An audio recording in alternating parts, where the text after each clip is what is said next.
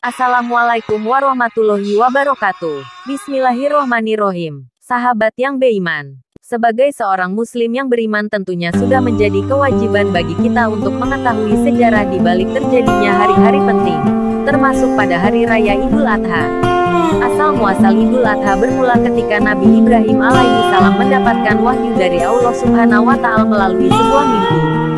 Sebagai salah satu utusan yang dipercaya oleh Allah untuk menyebarkan ajarannya, Nabi Ibrahim percaya bahwa mimpi yang dia lihat saat itu merupakan pertanda perintah dari Allah Subhanahu wa Ta'ala. Pada mimpi tersebut Nabi Ibrahim melihat dirinya sedang menyembelih anaknya sendiri, yakni Nabi Ismail. Mimpi tersebut tentunya membuat Nabi Ibrahim gundah karena harus mengorbankan anaknya sendiri. Apakah ia sebagai seorang ayah tega membunuh anaknya sendiri?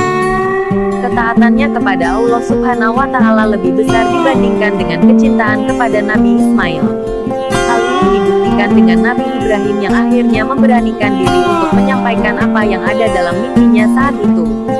Hal yang tidak diduga-duga justru keluar dari mulut Nabi Ismail.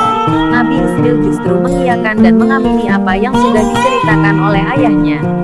Ia dengan sukarela untuk menerima perintah Allah Subhanahu wa Ta'ala tersebut, dan berkata, "Wahai ayahku, kerjakanlah apa yang diperintahkan kepadamu."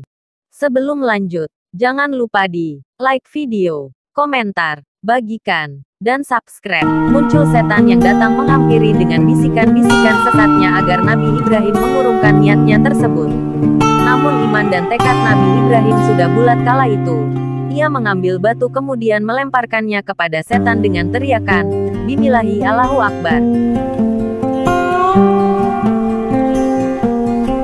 Sampai saat ini peristiwa tersebut diabadikan dengan istilah lempar jumrah. Kegiatan ini menjadi salah satu rangkaian saat melakukan ibadah umrah. Setelah Nabi Ibrahim berhasil mengusir setan, mereka berdua menuju sebuah tanah lapang dengan pedang yang sudah diasah dengan sangat tajam agar Nabi Ismail tidak merasa kesakitan saat disembelih.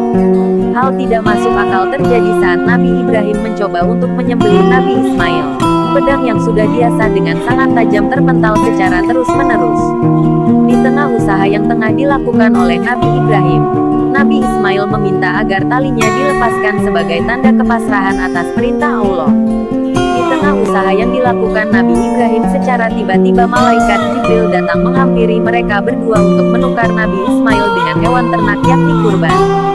Dari peristiwa tersebut kemudian dijadikan perayaan Hari Raya Idul Adha atau dikenal dengan istilah Idul Kurban. Demikian adalah ulasan tentang sejarah Idul Adha. Semoga dapat memberikan wawasan yang dapat menambah ketakwaan Anda kepada Allah Subhanahu wa Ta'ala.